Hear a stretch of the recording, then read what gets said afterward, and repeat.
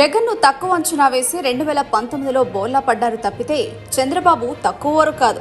ఎత్తుగడలు మామూలుగా ఉండవు.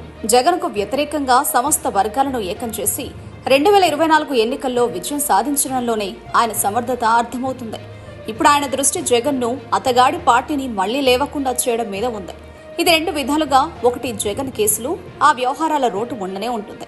అది కాక 2019లో జగన్ వెంట నిలిచిన బీసీలను, ఎస్సీలను అతగాడికి దూరం చేయడం. కాపులు ఎలాగో పవన్ కళ్యాణ్ ద్వారా తమ వెంటే ఉంటారు, ఉంచుకోవాలి. అందుకే చంద్రబాబు రెండంచెల వ్యూహం పన్నుతున్నట్లు కనిపిస్తోంది. పవన్ కు విపరీతమైన ప్రాధాన్యత ఇవ్వడం ద్వారా కాపుల ఆదరణ సంపాదిస్తున్నారు. బీసీలకు పెద్దపీట వేయడం ద్వారా అటు మార్గం సుగమం చేసుకుంటున్నారు. ఇన్నాళ్ళు బీసీ వెలమల దగ్గర ఉన్న పార్టీ అధ్యక్ష పదవిని తీసుకుని యాదవులకిచ్చారు. ఎస్సీలకు ఏకంగా హోంమంత్రి పదవి ఇచ్చారు. చూస్తుంటే స్పీకర్ పదవిని క్షత్రియులకు ఇచ్చేలా ఉన్నారు. దాంతో అన్ని వర్గాలను సంతృప్తి పరిచినట్లవుతుంది. ఇదంతా ఓ స్కీము. అంతవరకు బాగానే ఉంటుంది. నిజానికి జగన్ కూడా తక్కువేమీ చేయలేదు. బీసీలకు చాలా ప్రాధాన్యత ఇచ్చారు. కాపులను మరీ నిరాదరించలేదు. ఇవ్వాల్సినంత ఇచ్చారు. అయినా ఓడారు. జనాలకు సంతృప్తి అనే సూచి ఎప్పటికప్పుడు పైకి వెళుతూనే ఉంటుంది.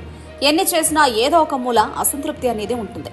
జగన్ పాలనలో 10 పైసలు అసంతృప్తి ఉంటే మీడియా దాన్ని 100 పైసలు చేసింది. చంద్రబాబు పాలనలో అదే 10 పైసల అసంతృప్తిని అస్సలు కనిపించనివ్వదు. అదే తేడా. అదే చంద్రబాబు అడ్వాంటేజ్.